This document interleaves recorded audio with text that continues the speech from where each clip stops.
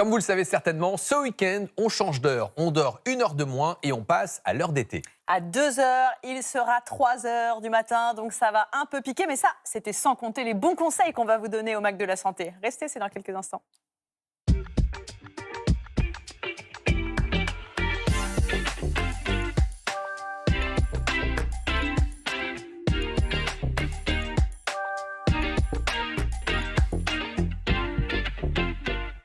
Bonjour à tous, bienvenue au Mac de la Santé. Je suis ravi de vous accueillir pour une heure d'émission en direct consacrée à votre santé et votre bien-être. Une heure durant laquelle on répond aux questions que vous nous posez et celles que vous recevez, Rim. Bonjour. Bonjour Jimmy. Vous répondez à la question de Catherine à propos des boutons de fièvre. Exactement, elle en a souvent quand elle est stressée, quand il y a du soleil. Il y a plein de facteurs comme ça qui peuvent lui déclencher. Donc on va lui donner quelques conseils pour le soigner et éviter que ça ne revienne la prochaine fois. Aline Afanoukoé, bonjour. C'est moi présente. Hola a todos.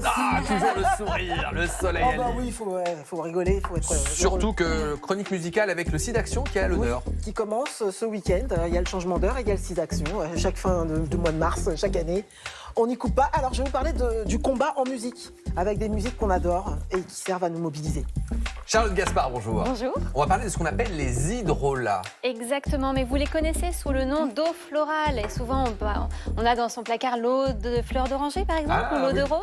Eh bien, ce sont des hydrolats. Et je vais tout vous expliquer. Parce que pour moi, la fleur d'oranger, c'est dans des desserts. Ah, mais on peut aussi l'utiliser pour ses vertus thérapeutiques. Le Mac de la Santé, c'est également du reportage. Et dans notre série Le Pouls de la France, nous irons dans un habitat partagé dans le Tarn qui accueille des personnes âgées ou en situation de handicap pour rompre l'isolement et les accompagner dans la maladie. Nous répondrons à toutes vos questions autour des problèmes de thyroïde. Nous parlerons de l'hypothyroïdie, lorsque la thyroïde tourne au ralenti, de l'hyperthyroïdie, c'est le contraire, des examens à réaliser et des traitements qui existent. Et nous serons évidemment avec une médecin endocrinologue. Nous sommes en direct, vous pouvez nous envoyer toutes vos questions par SMS au 41 555 et tout de suite le journal avec Mastrak.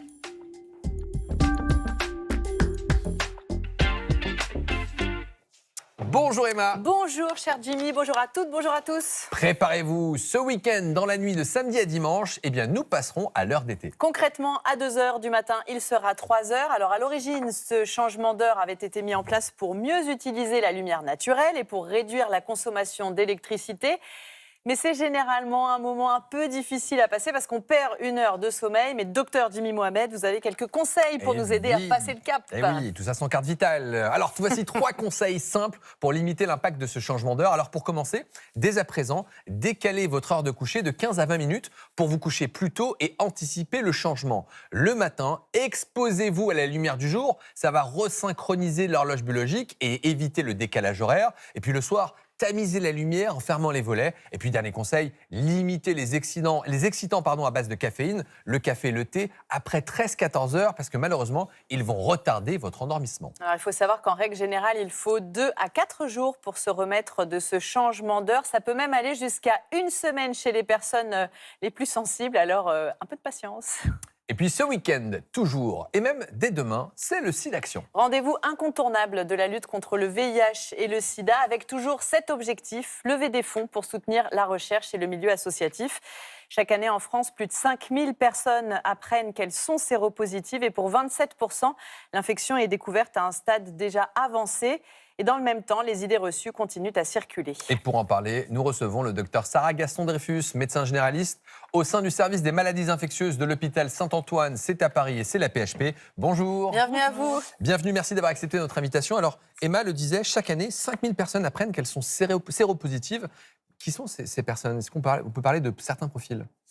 On va dire que les 2 populations les plus touchées sont les hommes qui ont des rapports sexuels avec des hommes, ainsi que les personnes qui ne sont pas nées en France et qui se contaminent sur le territoire français. Mais dans quel contexte De rapports sexuels, souvent c'est des personnes qui malheureusement n'ont pas accès à la prévention comme elles devraient l'avoir pour mener une vie sexuelle comme elles l'entendent, et donc qui se contaminent dans ce cadre-là. Alors souvent en médecine, plus l'infection est détectée tôt, meilleure sera la prise en charge. C'est le rôle du dépistage. À quelle occasion il faut penser au dépistage en matière de VIH? Alors on dit souvent au moins une fois dans la vie, quand on change de partenaire. Et après, pour les personnes qui ont plusieurs partenaires, qui ont une vie sexuelle assez active, on dit en moyenne tous les 3 mois. D'accord. Et ce dépistage, on peut le faire notamment dans tous les laboratoires, dans les laboratoires d'analyse? Oui, alors il y a un programme qui existe pour les personnes de moins de 26 ans qui peuvent venir se faire dépister pour les 5 IST, donc le VIH, l'hépatite B, la syphilis, la chlamydia et le gonocoque, gratuitement et sans ordonnance. Et ça, c'est important à préciser, oui. Oui. Ensuite, pour les personnes de plus de 26 ans, on peut aussi se faire dépister contre le VIH gratuitement en laboratoire de ville. Et après, il y a les centres de dépistage gratuits qu'on appelle les Cégides. Alors, ces dernières années, on a beaucoup entendu parler de la PrEP et j'ai quand même l'impression que ça reste un peu, pas forcément très clair pour tous nos téléspectateurs. Un traitement qu'on prend en prévention avant un rapport sexuel. Est-ce qu'on peut rappeler justement déjà comment ça marche ? Alors la PrEP, effectivement, donc c'est un traitement préventif. C'est un comprimé dans lequel se trouvent 2 antirétroviraux, 2 molécules, qui peut se prendre soit en continu, c'est-à-dire qu'il se prend tous les jours à la même heure de préférence, ou alors on dit à la demande. Donc dans ce cas-là, c'est 2 comprimés qui sont pris 2 heures avant le potentiel rapport sexuel, puis un comprimé le lendemain et le surlendemain. Et donc ça prévient une infection par le VIH. Et comment on y accède ? Tout le monde, on va voir son généraliste, comment on fait ? Faut faire la demande ? Alors maintenant, les médecins généralistes peuvent prescrire et même ce qu'on appelle faire une primo-prescription, donc la première consultation pour introduire la PrEP. Et après, sinon, ça peut être aussi à l'hôpital, donc comme dans notre service. Et là, depuis le début de l'année, bientôt va être mis en œuvre la PrEP injectable. Donc ce sera une injection tous les 2 mois. Mais ça va cibler des populations quand même favorisées parce que c'est un coût très important. Ça, c'était pour le dépistage et la prévention. Malheureusement, il reste des personnes qui sont infectées. En quoi consistent les traitements pour elles ? Alors, il y a d'abord les traitements par la bouche, donc les comprimés. Donc, on commence toujours quand même par des comprimés, les trithérapies. Donc, c'est 3 molécules dans un comprimé. On prend tous les jours à la même heure aussi. Et après, on peut alléger les traitements, soit passer à ce qu'on appelle des bithérapies. Donc, c'est un comprimé avec 2 molécules. Ou alors, on reprend la trithérapie, mais on passe en, par exemple, 4 jours sur 7 ou 5 jours sur 7. Et maintenant, il existe aussi des traitements injectables. Donc, c'est-à-dire, sous forme d'injection, on les a à quel intervalle ? Tous les 2 mois. Donc, une injection dans chaque muscle de la fesse tous les 2 mois. Et donc, on est en constante progression, en fait. On se rend compte qu'entre la PrEP et les traitements injectables, ça a vraiment marqué une révolution aussi, ça ? Ça offre une liberté, en tout cas aux personnes, qui est assez, je trouve, frappante et qui fait plaisir à voir. Et il se dit qu'il y a des recherches qui sont faites pour passer aux injectables tous les 4 mois, pour les traitements. Les traitements avancent et c'est une très bonne nouvelle. Malheureusement, les idées reçues, elles continuent à circuler. Si j'en crois le sondage OpinionWay pour SIDAction qui vient d'être publié, je vous propose de répondre rapidement à ces croyances qui sont partagées notamment par les 15-24 ans. 39% des jeunes pensent que le VIH peut se transmettre en embrassant une personne séropositive. Est-ce que c'est vrai ? Est-ce que c'est faux ? C'est faux. Le VIH se transmet par le sang et par les sécrétions génitales, donc lors des rapports sexuels. On peut partager une assiette avec une personne qui vit avec le VIH, on peut partager des toilettes, on peut boire embrasser, dans le même verre, boire tout dans ça, le même c'est verre. possible. Oui, absolument. Okay. On est quand même encore là en 2026 quand même. Oui. 40% des jeunes, ça veut dire qu'il y a des travaux, des choses à faire. Autre chiffre énorme, 3 jeunes sur 4 pensent que le VIH peut être transmis lors d'un rapport sexuel non protégé avec une personne séropositive sous traitement. Vrai ou faux ? Faux. Donc ça m'emmène à parler du I égale I, c'est-à-dire indétectable égale intransmissible. En fait, indétectable, ça veut dire que quand une personne qui vit avec le VIH est correctement traitée, sa charge virale VIH, c'est-à-dire le virus en lui-même, n'est plus détectable dans son sang. Et à partir de là, il ne peut plus transmettre le VIH à ses partenaires sexuels, même sans préservatif. Encore une idée reçue, 4 jeunes sur 10 estiment qu'une personne séropositive sous traitement peut représenter un danger pour les autres. Je suis étonnée de ce chiffre, mais eh bien. Oui, parce non. qu'il parle du danger physique, Oui. Mais il parle aussi de discrimination, finalement, ce chiffre. Absolument, oui. Malheureusement, le VIH reste très stigmatisant pour les personnes qui vivent avec. Et ça, c'est vraiment. Dans tous les milieux qu'on retrouve ça, les gens ont très peur de confier à leurs proches le fait qu'ils vivent avec l'infection, alors que, comme on l'a dit avec le I égale I, ils ne représentent pas un danger, ils ne peuvent pas... on peut faire des câlins à ses proches si l'un d'eux vit avec le VIH sans avoir peur de l'avoir. Donc, évidemment que c'était faux. Preuve en est que la recherche avance, mais que les idées reçues, elles ont du mal à avancer. Donc on a besoin justement d'en parler et de donner ce genre d'informations. Merci d'avoir répondu à toutes nos questions. Et puis, si vous souhaitez soutenir les chercheurs, les soignants et les malades, vous pouvez faire un don par téléphone au 110 sur le site sidaction.org. Vous pouvez aussi donner 10 € en envoyant directement don DON par SMS au 92 110. Merci encore. Merci encore. Merci à vous. On s'intéresse maintenant à la dépakine. Vous savez, ce médicament contre l'épilepsie qui, pris par les futurs parents, peut impacter l'enfant à naître. Oui, jusqu'à présent, on connaissait le cas d'enfants atteints quand la mère prenait de la dépakine pendant sa grossesse. Maintenant, il est prouvé que le risque existe aussi quand le père est sous traitement avant la conception. Géraldine Zamansky, Nicolas Margeran et Pierre-Luc Perrin ont rencontré l'un d'entre eux qui réclame justice pour sa fille. Alors, vas-y. Les bébés aigles, Attention, les aigles et des bébés.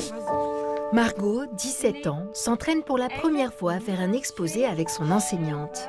Elle souffre de nombreuses difficultés d'apprentissage et a enfin trouvé ici une prise en charge spécialisée. Qu'est-ce qu'il mange? Aider, Rougeur. Ouais. aider mamie. Mammifère. En fait, je vais faire mieux l'école d'ici parce que je suis à l'aise, je comprends mieux les devoirs et je comprends mieux les exercices mieux qu'avant. Ça a daté. 3, 4. Margot a ce qu'on appelle des troubles du neurodéveloppement, donc dyslexie, dysphasie et dyspraxie. La dyspraxie est une difficulté de coordination motrice et de planification de toute activité. Donc Margot peut avoir des difficultés à dire bah, je prends un stylo, donc je dois me lever, aller vers le stylo, prendre le stylo, voilà. Après 10 ans de soupçons, Jean-Marc, le père de Margot, sait désormais que derrière tous ces handicaps, il y a une cause. La dépakine, le médicament qu'il prenait contre l'épilepsie avant la grossesse. Jusqu'à ces derniers mois, la toxicité était seulement reconnue pour les mères sous traitement, mais une étude récente vient de prouver qu'elle pouvait aussi passer par les pères, comme lui. Le choc, en fait, c'est de me dire, ça y est, c'est confirmé, ce médicament a atteint ma fille jusqu'à la fin de sa vie. Ce médicament l'a empoisonné à travers moi. Ça, c'est difficile à supporter. Pour faire face, Jean-Marc a rejoint le combat de Marine Martin, la fondatrice de l'association des victimes de la dépakine, l'APESAC. Elle reçoit de plus en plus d'appels de pères concernés. Par rapport au nombre de pères qui ont déjà pris contact avec toi, tu peux me donner un chiffre? Oui, aujourd'hui, là, j'en suis à 120 papas dépakine qui m'ont contacté, ce qui correspond à 189 exactement enfants victimes. Comme Marine Martin, Jean-Marc a constitué un dossier pour mobiliser la justice. Il est le premier père à porter plainte dans cette affaire. Nous déposons une plainte pour blessure involontaire, pour tromperie aggravée. Cette plainte, elle est déposée contre X, même si en réalité, dans ce dossier, on le sait bien, il y a 2 responsables principaux. Le laboratoire, qui sait et ne dit pas, et l'autorité de santé, qui sait et ne dit pas. Et ce dossier-là, des papas dépakine, doit faire l'objet d'un traitement judiciaire au pénal, parce que ces enfants sont très abîmés à cause de la dépakine. Et peut-être t'as pas vu les autres dessins, je peux plocher là, papa. Ces enfants, ils ne seront pas libres de faire ce qu'ils veulent. Ça va être compliqué dans tout, dans la société, pour le quotidien. Donc, il faut qu'il y ait réparation et qu'ils puissent vivre quand même dignement. Jean-Marc sait qu'il se lance dans une longue bataille, mais il est prêt pour tenter de sécuriser l'avenir de Margot. Peut-être que vous allez vous reconnaître dans cette façon de faire, repousser au lendemain ce que vous pourriez faire le jour même. C'est ce qu'on appelle la procrastination. Hier, c'était la journée mondiale, mais en bon procrastinateur, on a remis ça aujourd'hui. Bah oui, pour vous expliquer ce qui se passe dans notre cerveau quand on allonge la to-do list. Eh oui, en fait, on a 2 zones du cerveau qui vont rentrer en compétition.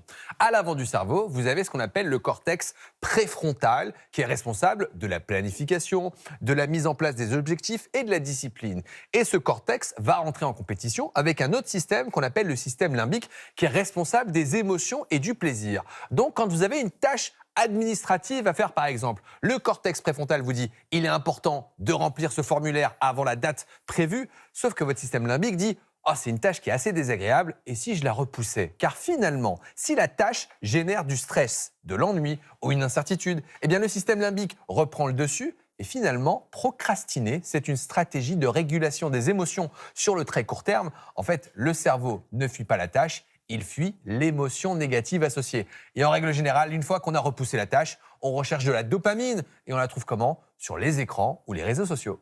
Je me reconnais totalement dans ce que vous venez de décrire. Alors j'ajoute pour booster la dopamine, crastinus, vous savez ce que ça veut dire? Crastinus. Vous qui parlez couramment latin. Rosae, même ça. Ça veut dire relatif au lendemain en latin.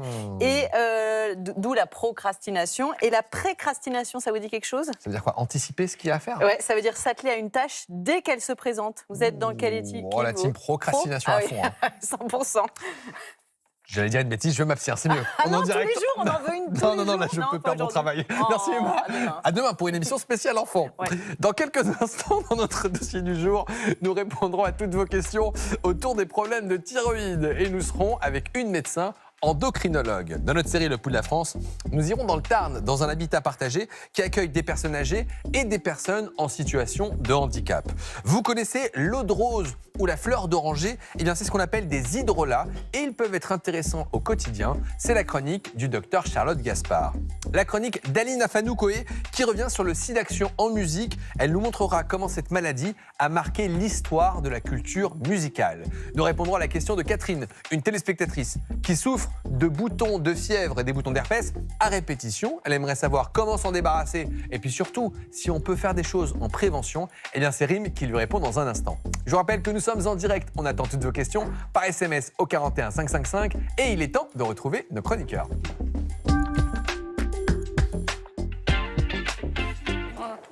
Rimaline, Charlotte, très content de vous retrouver. Charlotte, vous nous parlez d'un produit en phytothérapie qui est peu connu du grand public, qu'on appelle les hydrolats. Exactement, mais vous les connaissez peut-être sous le nom d'eau florale, l'eau de rose, l'eau de fleur d'oranger. En fait, ils ont longtemps été considérés comme des sous-produits de la fabrication des huiles essentielles, mais en fait, ils ont eux-mêmes beaucoup d'actifs thérapeutiques qu'on peut utiliser chez les personnes les plus vulnérables, les femmes enceintes, les bébés, les personnes âgées, ce qui en fait un outil thérapeutique supplémentaire. Alors comment est-ce qu'on fabrique ces hydrolats? C'est en même temps que les huiles essentielles, non? Exactement. En fait, pour fabriquer un hydrolat, on a besoin d'un alambic.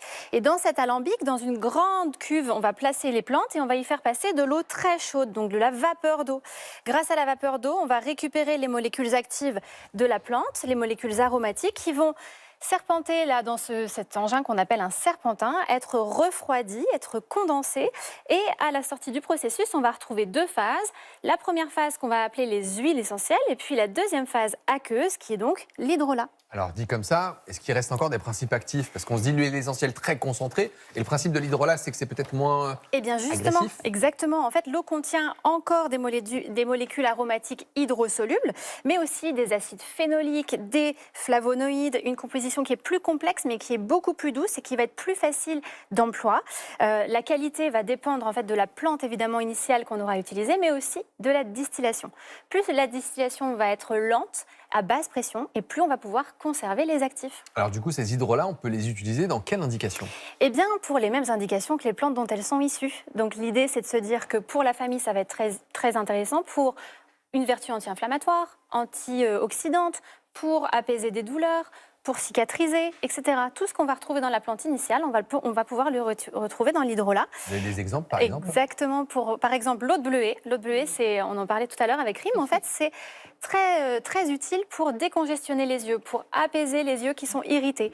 Donc, une conjonctivite virale sur laquelle on ne peut pas faire grand-chose, on peut éventuellement, avec une compresse, mettre de l'eau de bleuet, laisser agir, ça va décongestionner, calmer l'irritation, et donc c'est très pratique. Attendez, ça va dans l'œil, ça, l'eau de bleuet? Alors non, on la met sur la compresse, et la compresse sur la paupière. Toute précision. Exactement.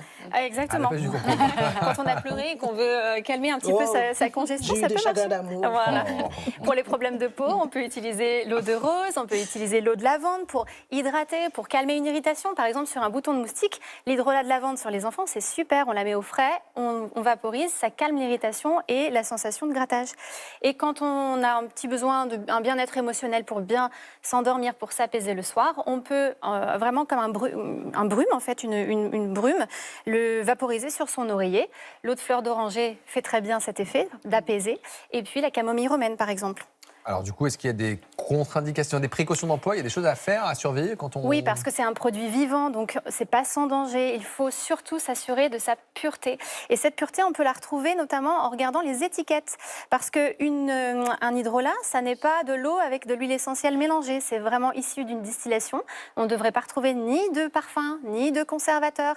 Donc dès que l'étiquette est trop longue, c'est louche, d'accord? L'idée, c'est vraiment juste la plante. Donc, par exemple, la rose, vous allez retrouver Rosa damascena, c'est tout, avec de l'eau, water, éventuellement quand c'est en anglais.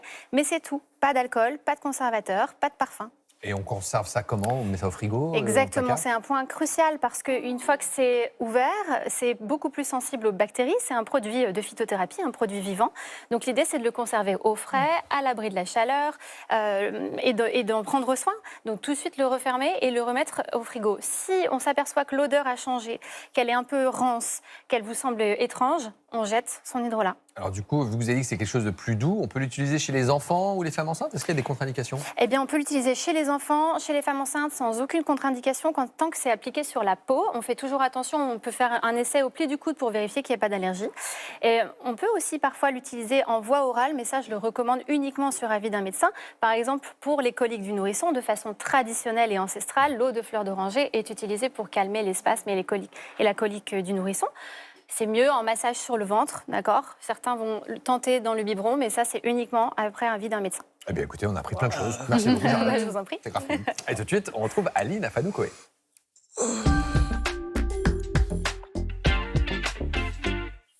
Et effectivement, dans l'oreillette, on nous dit, mais d'abord une question, effectivement, parce qu'on a reçu... On l'a dit fort dans l'oreillette. On l'a tous entendu. La question, oui. N'oubliez pas que Marianique vous a posé cette question. Existe-t-il toujours des signes visibles au niveau du cou quand on a un problème de thyroïde? Eh bien, Marianique nous répondra à votre question et à celle des autres téléspectateurs dans quelques instants dans notre dossier du jour consacré à la thyroïde. Aline, c'est à vous. Oui. On l'a dit en début de cette émission, le SIDAction débute demain, 3 jours de mobilisation, de sensibilisation et de solidarité autour du VIH. Voilà. Bon, oui, le combat contre le sida continue. Heureusement, on a de sublimes musiques pour nous soutenir, pour nous aider à tenir le coup. Je vous ramène en 1993 avec un chef-d'œuvre. Rappelez-vous. Cette chanson, vraiment, elle me serre le cœur encore aujourd'hui. The Streets of Philadelphia, 1993, la BO du film Philadelphia avec Denzel Washington et Tom Hanks. C'est l'histoire d'un homme qui est atteint du sida et qui se retrouve esseulé, rejeté par la société. On est dans une époque où on parle peu de la maladie, on sait peu de choses. Donc on y va dans la stigmatisation, dans la mise à l'écart. Et ce film, avec sa musique, vont résonner comme un coup de tonnerre. Tous ceux qui ont vu ce film une fois dans leur vie s'en souviennent encore aujourd'hui. Toutes les scènes, ouais. Ah ouais, non mais c'est magistral. Et la musique de Bruce Springsteen a servi comme ça à être comme un étendard, comme une passerelle, comme un message pour dire prenez soin des gens qui sont malades et malheureusement la maladie va encore peut-être se développer.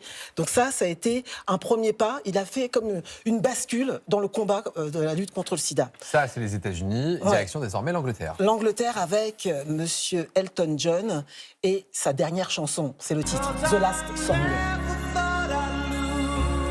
Déchirante chanson. Sir Elton John. Sir Elton John, absolument. Elton John connaît des décès dans son entourage suite à cette maladie, le sida. Et avec cette chanson, il s'est servi de la musique comme un espace de réparation, de réconciliation. C'est une histoire d'amour entre un père et un fils.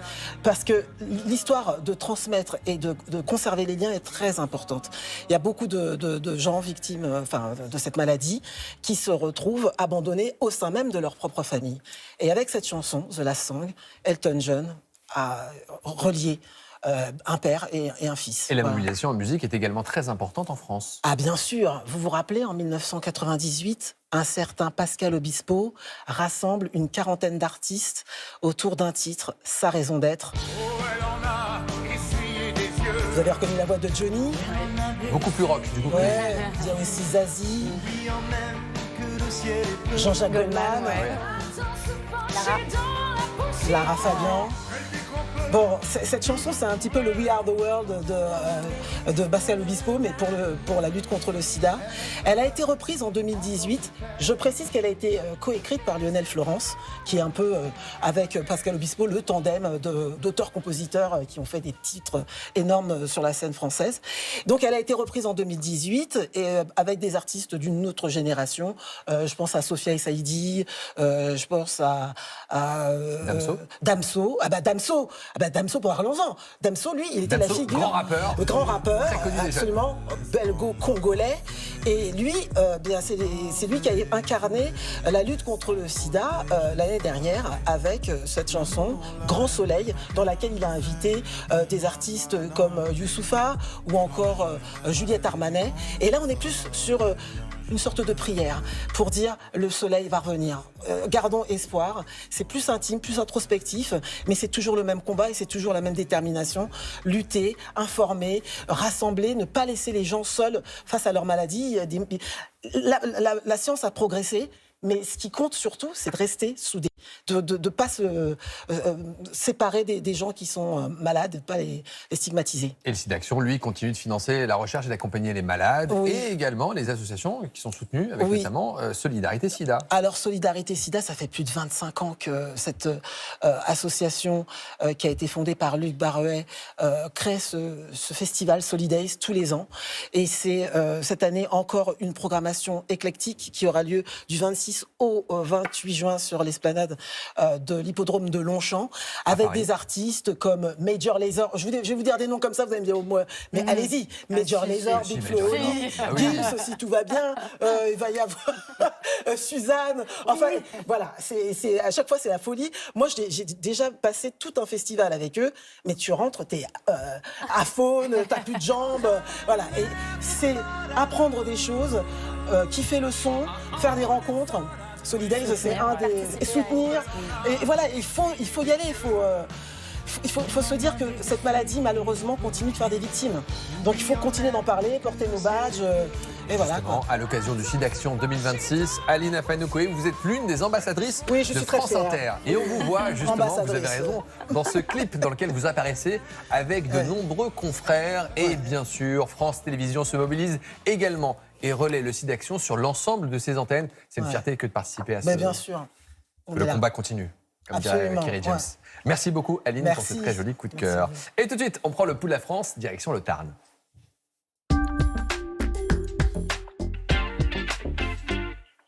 Dans un lieu unique du département, un habitat partagé qui accueille 12 personnes âgées ou en situation de handicap. Une maison chaleureuse, pensée pour rompre l'isolement et accompagner la maladie. Reportage, Khadija Darizig, Guillaume Biro, Lucie Dulois.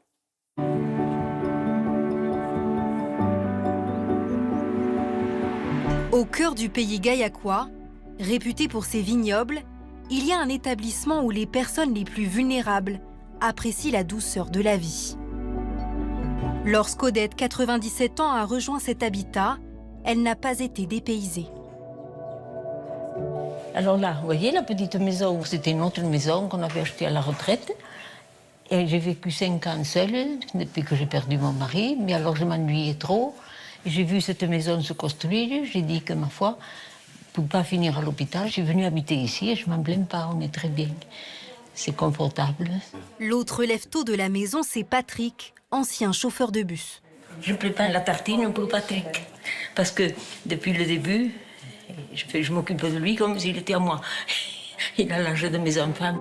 Atteint d'une maladie neurodégénérative qui limite les mouvements et l'usage de la parole, il fait l'objet de toutes les attentions.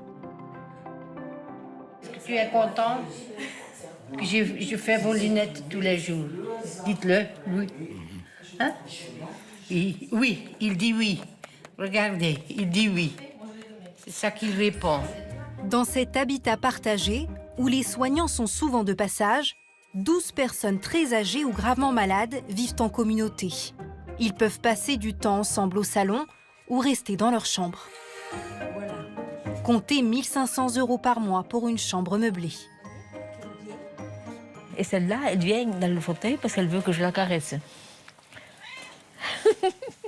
Ici, chacun a sa propre salle de bain. Elle est adaptée aux personnes à mobilité réduite. Heureusement que c'est grand, parce qu'avec le déambulateur, je vais tranquille comme ça. La nuit, je suis obligée de venir avec ça si je veux aller aux toilettes. J'ai pas de chichi, j'ai pas de produits de beauté, donc...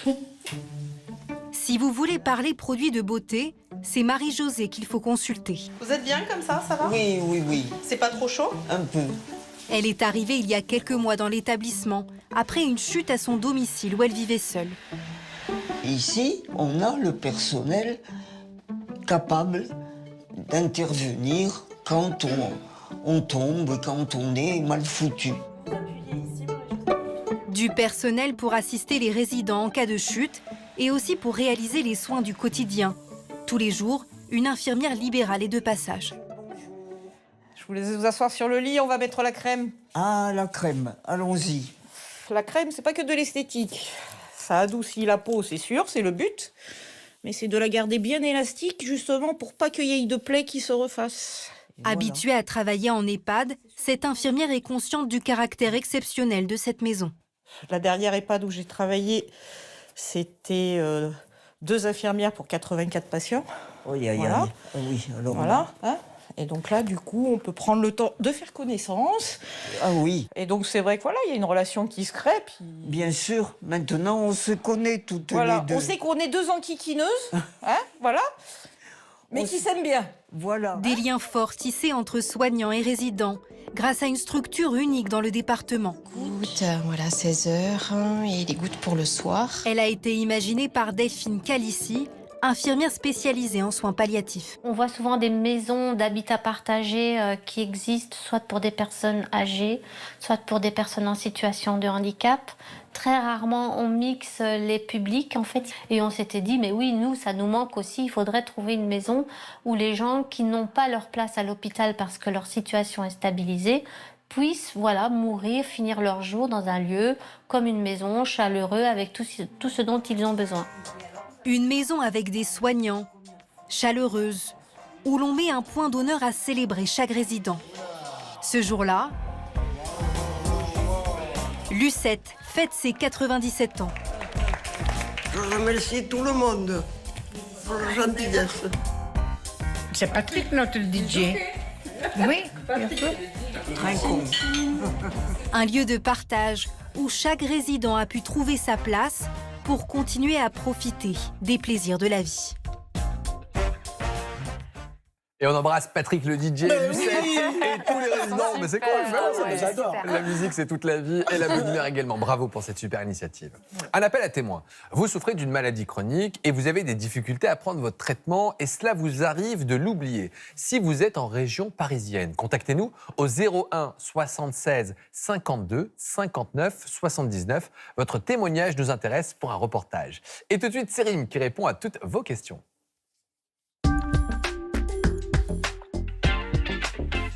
Catherine qui nous dit donc je souffre très souvent de boutons de fièvre quand je stresse sous soleil ou quand je suis fatiguée. Alors quelles sont les solutions vraiment efficaces? Qu'en général on le sent quand un bouton de fièvre va arriver, ça picote, ça gratte, ça chauffe la lèvre. Moi je lève le tabou tout de suite, j'en ai à peu près 1 fois par an, donc ça m'intéressait bien de préparer cette chronique aussi. C'est ça, parce que c'est pas moi. une maladie honteuse. Souvent on est un peu gêné. Oui. Ah, j'ai un bouton de fièvre, je suis désolé. Mais en fait, vous n'allez pas être désolé. Hein, exactement. Tant qu'on fait pas de bisous à droite à gauche, on n'a pas à être désolé. C'est la suite de la chronique. Mais c'est vrai que quand on entend, vous l'avez peut-être aussi entendu sous un autre nom, l'herpès labial, et c'est là tout de suite qu'on en a un peu plus peur. Ce qui se passe, c'est que souvent on peut contracter donc ce virus dans l'enfance, et là celui dont on parle, c'est le type 1 qu'on va voir ici, voilà, et qui donne le bouton de fièvre sur la lèvre, parce qu'il y a aussi un herpès de type 2, et là ça provoque plutôt l'herpès génital. Au moment où on le contracte, donc souvent dans l'enfance, on peut avoir un moment une inflammation importante dans la bouche, de la fièvre, mais parfois ça passe aussi inaperçu et on serait quand même 9 sur 10 à avoir ce virus en nous, la plupart du temps sans symptômes. Donc on serait 90% à être porteur du virus. Le virus est endormi en quelque sorte, mais il arrive qu'il se réactive, qu'il se réveille. Exactement, et les facteurs dont a parlé notre téléspectatrice sont très souvent en cause, donc la fatigue, le stress, le rhume, la période des règles également, voire donc l'exposition au soleil et un coup de soleil sur la lèvre. Et bien tout cela, ça peut réactiver le bouton de fièvre plus ou moins souvent. Alors comme je le disais, au début, ça picote, on sent une petite brûlure. Et puis après apparaît un petit bouquet de vésicules qu'on va voir ici donc en photo. C'est comme de toutes petites ampoules sur votre lèvre. Puis au bout de quelques jours, ça se transforme en croûte et en général, on est gêné pendant au moins 1 semaine. Et attention, l'herpès labial est donc très contagieux. C'est pour ça qu'on vous recommande vraiment de ne pas essayer de le percer, de ne pas le toucher, puis ensuite de se toucher une autre zone, surtout les yeux, puisque là, ça pourrait vous donner un herpès ophtalmique et là, c'est beaucoup plus grave. Alors, en pharmacie, on trouve des traitements divers et variés et vous êtes allé faire un petit tour. Oui, exactement, parce que c'est vrai qu'on ne va pas consulter un médecin, ou en tout cas rarement pour donc un bouton de fièvre. Donc en général, c'est direction la pharmacie. Et là, vous avez tout un éventail de produits anti-bouton de fièvre, notamment ces petites crèmes qui contiennent un actif antiviral comme de l'acyclovir. Voilà, on en met sur le bouton de fièvre plusieurs fois par jour et de préférence dès que les petits symptômes dont j'ai parlé apparaissent. Et il y a autre chose qui marche assez bien, ce sont les patchs. Donc vous savez, il y en a pour les boutons, mais il y en a aussi pour les boutons de fièvre. Vous allez coller le patch sur votre lèvre et surtout, ça va vous éviter de le toucher, que ce soit avec votre langue ou avec vos doigts. Alors ce qu'il y a, c'est que selon les médecins, ça va diminuer un petit peu le temps du bouton de fièvre, mais ça ne va pas totalement régler le problème. Puis on voit aussi pas mal de recettes de grand-mère. Vous avez le citron, l'ail, le vinaigre de cidre, le miel, le bicarbonate. À chacun de voir ce qui marche. Et Charlotte, je vais vous demander s'il y a quelque chose de validé. Mais j'allais vous parler des huiles essentielles. Éventuellement, on peut essayer des huiles essentielles à activité antivirale, donc comme le Ravinsara ou le tea tree, l'arbre à thé. Vous la diluez dans un petit peu d'huile végétale, une huile d'amande, une huile d'olive, et vous appliquez dès les premiers symptômes. Quand vous connaissez ce que ça fait, essayez de faire ça et ça peut éviter que ça apparaisse et que ça sorte. Du côté de la prévention, vous avez quelques conseils à nous donner. Voilà, alors même si c'est difficile à éviter, on ne part pas défaitiste. Déjà, si le bouton de fièvre se réveille beaucoup au soleil, et ben aujourd'hui, il y a pas mal de sticks à lèvres avec de l'écran total dessus. Donc ça peut aider. On va éviter la fatigue et le stress au maximum.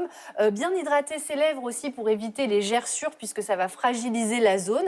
Et puis, si on a un baume à lèvres qu'on utilise pendant la poussée ou juste après, de préférence, on va en changer parce qu'il y a un petit risque. Pour finir, si on a 5-6 épisodes par an, on considère que c'est encore normal. Par contre, si c'est plus, si vous avez un bouton de fièvre qui s'étend, si ça ne cicatrise pas, là, il sera important de consulter, d'autant que le médecin pourra vous prescrire un traitement antiviral très efficace. Merci Rim de toutes ces précisions. On passe à notre dossier du jour. Vous êtes fatigué en permanence, vous avez pris ou perdu du poids sans raison apparente, vous êtes irritable, un peu stressé. Tiens, et si c'était la thyroïde? Vous savez, cette petite glande qui joue un rôle essentiel dans notre organisme. Alors on répond à toutes vos questions sur le sujet avec notre spécialiste.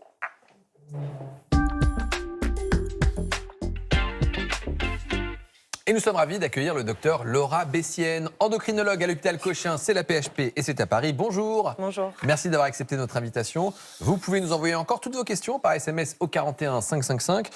Docteur Laura Bessienne, est-ce que vous êtes en forme? Oui. Ça va?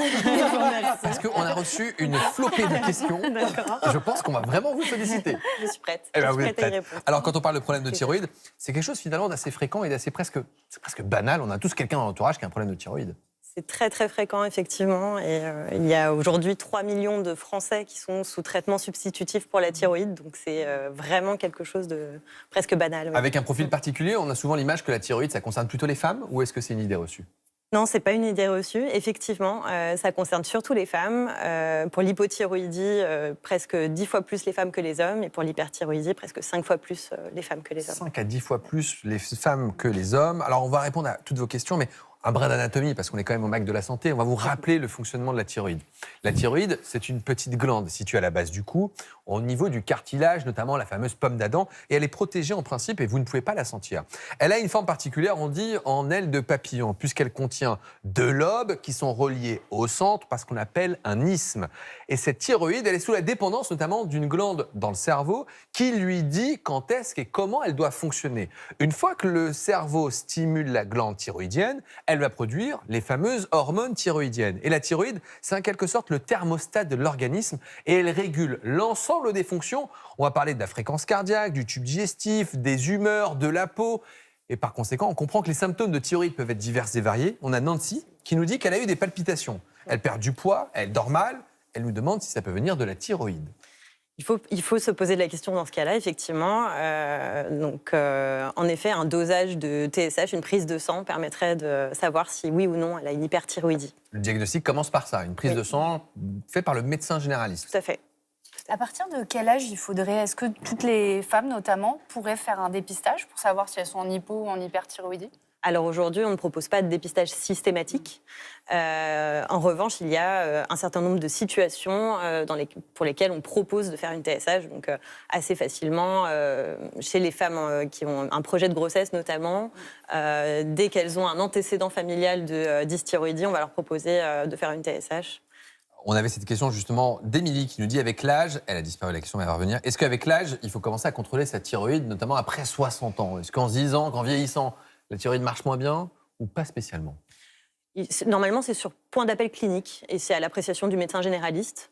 Mais en effet, l'hypothyroïdie concerne plutôt les femmes après 50 ans. Donc, à 60 ans, s'il y a des symptômes compatibles, fatigue, constipation, prise de poids modérée, frilosité, ça vaut le coup de faire une TSH. Oui. Ça, c'est les signes de l'hypothyroïdie, c'est ça? Absolument. On a une question de Marion qui demande si ça peut être héréditaire. Sa maman a des problèmes de thyroïde, sa tante a eu un cancer, elle nous demande si elle doit s'inquiéter de sa thyroïde. Alors, ce n'est pas héréditaire à proprement parler, mais par contre, en effet, il y a des terrains. Lorsqu'il y a des maladies auto-immunes dans la famille, on est plus sujet à faire une maladie auto-immune. Ce n'est pas transmissible de père en fils ou de mère en fille. Dans quelques instants, on a un reportage où la mère et la fille ont des problèmes de thyroïde et vous allez voir que les problèmes ne sont pas du tout les mêmes. On nous demande s'il y a toujours des signes visibles au niveau du cou lorsque la thyroïde est malade. Et c'est vrai que souvent les médecins généralistes commencent par palper et rechercher ce qu'on appelle le goitre. Alors, pas toujours. Il n'y a pas toujours de signes visibles à l'œil nu. Par contre, en effet, dès lors qu'il y a une suspicion de trouble de la thyroïde, il faut regarder s'il y a un goitre. Le goitre, c'est simplement une augmentation du volume thyroïdien. C'est ce qu'on voit à l'image, mais là, c'est une version très caricaturale. Il est rare d'avoir ce qu'on appelle un goitre aussi important. C'est pas si rare que ça se voit. De gros goitres comme ça? Alors celui-ci, je le trouve pas si gros, mais après j'ai peut-être une déformation professionnelle, mais en effet, voilà, c'est pas si rare, mais c'est hyper important ce que vous dites, parce que vous êtes endocrinologue à l'hôpital. Oui. Quand est-ce qu'on sait qu'on doit aller voir le généraliste ou solliciter un endocrinologue de ville ou d'hôpital? Parce que forcément, il n'y a pas beaucoup d'endocrinologues, donc il faut qu'on puisse vous laisser peut-être voir les cas les plus graves, entre guillemets. Oui, la plupart du temps, c'est le médecin généraliste qui va gérer toute la partie supplémentation, hypothyroïdie. Voilà. Dès lors qu'il y a une situation un peu particulière, une grossesse par exemple, ou un projet de grossesse chez une femme qui a une hypothyroïdie ou une hyperthyroïdie, là, il faut adresser à l'endocrinologue. L'hyperthyroïdie, c'est un peu plus spécialisé. Il faut aller voir l'endocrinologue. Lorsqu'il y a des nodules potentiellement à surveiller, il faut aller voir l'endocrinologue. Parce que Charlotte Gaspard, je rappelle que vous êtes médecin généraliste, bon, la thyroïde, c'est j'y pense tous les jours. Exactement. Et puis on connaît bien nos patients, donc le goitre, effectivement, des fois, il est tout petit, c'est-à-dire que j'observe les gens et je me dis, mais c'est étonnant, la thyroïde n'est pas de la taille habituelle. Et donc là, je vais avoir le regard, effectivement, on est la première porte d'entrée, effectivement, pour le diagnostic. Vous n'avez pas... Pardon, allez-y, Aline. Non, mais je me demandais comment on pouvait faire pour prévenir, pour se protéger, pour ne jamais avoir ce problème-là. Alors, malheureusement, il n'y a pas aujourd'hui de moyen de prévention, à ma connaissance, pour tous les problèmes de thyroïde. Il faut avoir... On conseille, comme pour tous les patients, d'avoir une alimentation équilibrée et notamment des apports en iode suffisants. Apport en iode suffisant qu'on peut trouver où, du coup, dans les fruits de mer, les crustacés? Oui, voilà, principalement. Les dérèglements de la thyroïde peuvent avoir une composante héréditaire, mais on ne retrouve pas forcément la même maladie dans la famille, et c'est ce que vous allez voir avec Elsa et sa fille Andréane. Reportage Farah Kessri, Nicolas Margeran, Stéphane Gioviano. On a pris de la viande, des légumes, des œufs, on a pris des féculents. Okay. Ce n'est pas seulement pour garder la ligne qu'Andréane et sa mère Elsa font attention à ce qu'elle mange. Voilà, c'est 100% d'amandes, il n'y a rien de rajouté. Super. Pas de sel surtout. Chez elle, c'est devenu une nécessité, car toutes les deux partagent un même problème de santé, un dérèglement de la thyroïde. On essaye de trouver des aliments qui permettent la satiété, voilà, pour qu'elle n'ait pas de fringales, parce que c'est un des symptômes. C'est un des symptômes. Une maladie commune, mais qui s'exprime différemment chez la mère et la fille. Ma thyroïde ne fonctionne plus depuis plusieurs années, donc elle a besoin d'hormones thyroïdiennes pour faire son travail. Moi, ma thyroïde, elle fonctionne trop, donc il faut des antithyroïdiens de synthèse pour diminuer la production d'hormones. Mais ce n'est pas si simple pour Andréane. Sa maladie s'est déclarée l'été dernier et contrairement à sa mère, son traitement n'est pas encore stabilisé. Elle doit donc faire des prises de sang toutes les 2 semaines. Et là, sur ma prise de sang fin août... La première, en fait. Ouais. Ma thyroïde, la TSH, elle était à 0,0005 était indétectable sur celle-là, quoi.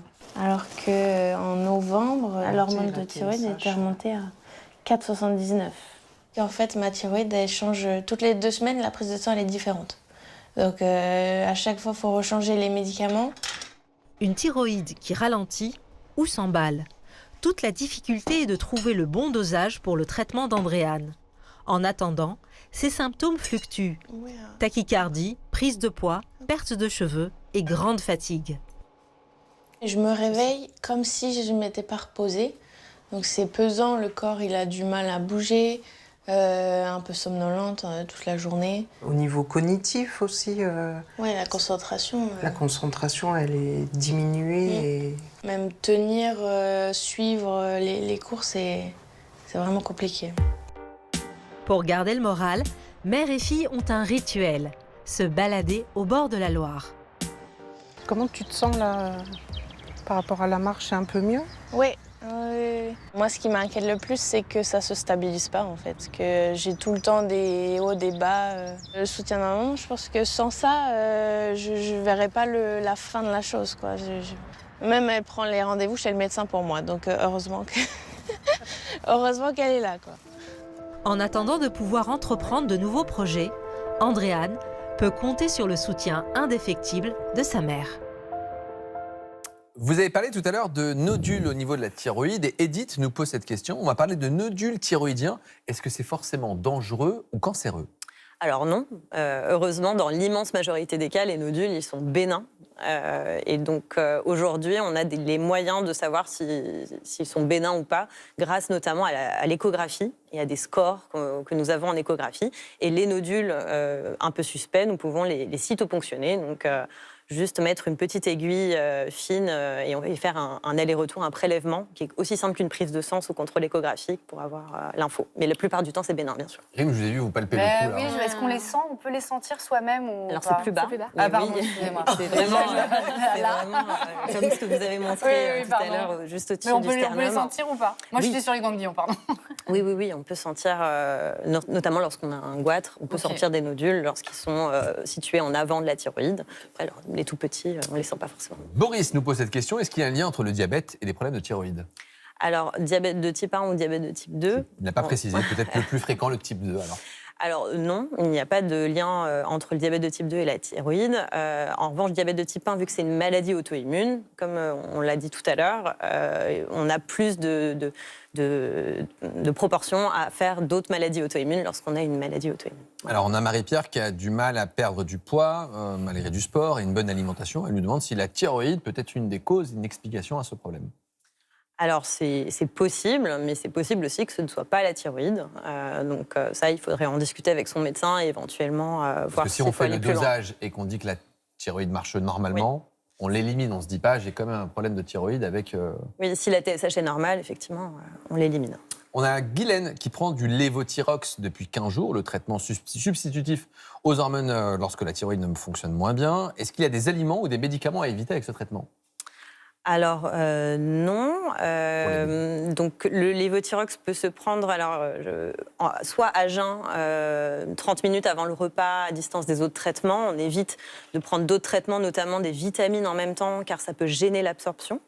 Par contre, on sait aujourd'hui, on a beaucoup d'études qui l'ont montré, on peut aussi prendre le lévothyrox le soir au coucher sans que ça pose aucun souci. C'est plutôt à distance du repas pour le lévothyrox. Voilà. D'une manière générale, Charlotte Gaspard, est-ce que pour la thyroïde, il y a des choses à surveiller au niveau de l'alimentation, des choses à éviter peut-être? Alors, c'est pas tant l'alimentation, mais c'est plutôt les plantes, parce qu'on a pas mal de plantes qui ont une action thyroïdienne, endocrinienne, et qui sont d'ailleurs prescrites pour ça, ou indiquées pour ça. Et donc, l'ashwagandha, par exemple, qui a une bonne presse en ce moment, qu'on utilise beaucoup, qui est une plante adaptogène, qui va booster l'énergie, les performances, etc., elle a une activité hyper thyroïdienne. Donc, on fait attention, la plante peut interagir avec la thyroïde et avec les traitements de la thyroïde. C'est-à-dire que si on vous donne un traitement dans un sens et puis qu'en fait vous prenez tous les jours une plante qui a l'effet inverse, évidemment ça ne va pas fonctionner. Donc faire bien attention à cette histoire de phytothérapie tout de même dans l'affaire. On parlait de lévothyrox tout à l'heure, on a Odile qui nous demande si on peut arrêter un traitement pour la thyroïde une fois qu'on a trouvé l'équilibre ou pas du tout. Alors, ça dépend de quel traitement on parle. Si on parle du traitement pour l'hypothyroïdie, qui sont ceux que vous avez montrés ici, non, en général, les traitements sont à prendre à vie. Je n'ai plus de thyroïde et je me demande si on peut encore avoir des symptômes d'hypothyroïdie ou d'hyperthyroïdie lorsqu'on est traité justement avec le lévothyrox. Alors, si le dosage n'est pas adapté, effectivement, on peut avoir des signes de surdosage, donc, qui s'apparentent à des signes d'hyperthyroïdie, ou des signes de sous-dosage, des signes d'hypothyroïdie, lorsqu'on n'en a pas assez. On continue de parler d'hypothyroïdie. On nous demande, est-ce qu'au final, ça peut être si grave que ça? Qu'est-ce qu'on risque finalement quand on est en hypothyroïdie? Alors non, c'est vraiment, comme vous l'avez dit au départ, c'est une maladie très banale, très fréquente et qui se soigne très bien. Et donc non, ce n'est pas grave. Et en plus, aujourd'hui, on arrive à faire des diagnostics en général assez tôt avec des TSH qui ne sont pas si élevés que ça, des hypothyroïdies qui ne sont pas très profondes. Donc si le traitement est bien pris et que le patient est bien accompagné, ça se passe très bien. Avec peut-être quand même un impact sur le cœur. Hein. Agnès qui nous demande si les troubles du rythme cardiaque peuvent être liés à un problème de thyroïde. Alors ça, c'est une très bonne question. C'est la raison pour laquelle on fait systématiquement une TSH lorsque on a une arythmie, par exemple. Le cardiologue va prescrire la TSH et on peut découvrir à cette occasion une hyperthyroïdie qui va être traitée et qui va peut-être permettre d'arrêter les traitements de l'arythmie. Est-ce que l'hypothyroïdie peut entraîner des problèmes au niveau de la peau et des muqueuses? C'est Pat qui nous pose cette question. Alors l'hypothyroïdie profonde peut en effet entraîner notamment une sécheresse cutanée. Mais lorsqu'elle est traitée, ce sont des symptômes qui régressent après le traitement. On nous demande si la baisse de l'eau... Pardon, Aline, excusez-moi. Je me demandais si c'était mieux hypo ou hyper. Alors, le mieux, c'est... La gale ou le choléra? Le mieux, c'est le thyroïdie, c'est-à-dire d'avoir voilà, mais si on est bien équilibré, les deux maladies se traitent très bien, en fait. On nous demande si la ménopause peut perturber le fonctionnement de la thyroïde ou compliquer le diagnostic. Alors, pas directement, à ma connaissance, mais c'est souvent à la ménopause que l'on découvre une hypothyroïdie. Donc, la pilule, ça a un effet ou pas sur la thyroïde? Non, il n'y a pas d'effet direct de la pilule sur les hormones thyroïdiennes. Est-ce que l'hypothyroïdie peut provoquer une baisse de l'audition? Non, pas à ma connaissance. Donc attention à ne pas rapporter non plus tous les symptômes à la thyroïde. Là, on a vraiment plein de symptômes. Attention, on va nous prendre pour des... Non, mais c'est vrai, soyons vigilants, tout n'est pas un problème de thyroïde à chaque fois.